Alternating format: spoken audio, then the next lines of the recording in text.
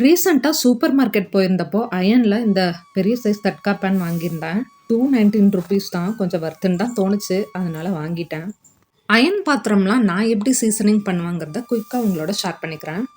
2 நாள் கஞ்சி வடிச்ச தண்ணியில ஊற வச்சிருந்தேன். முன்னாடி நாள் வச்சிருந்தப்பவே பாதி கிரீஸ்க்கு மேல வந்துருச்சு. தண்ணியே கருப்பா மாறிடுச்சு. இன்னைக்கு அவ்வளவா கலர் மாறல. லிக்விட் ஆர் சோப் போட்டு நல்லா வாஷ் பண்ணி அடுப்பில் வச்சு சூடாக்கிக்கணும். புகையே வர அளவுக்கு சூடு பண்ணணும். அதுக்கப்புறம் எண்ணெய் விட்டு இந்த மாதிரி க்ளீன் கிளாத்தை வச்சு தொடச்சி எடுத்துக்கலாம். 2-3 டைம் இதே ப்ராசஸை கண்டினியூ பண்ணோம்.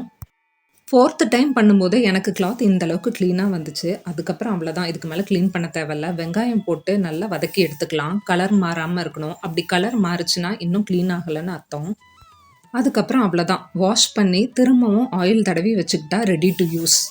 தோசை மாவு வச்சு ஆப்பம் மாதிரி ட்ரை பண்ணி பார்த்தேன். நல்லாவே வந்தது. இந்த பேனில் ஆப்பம் கூட செய்யலாம் போல். ட்ரை பண்ணி பார்க்குறேன்.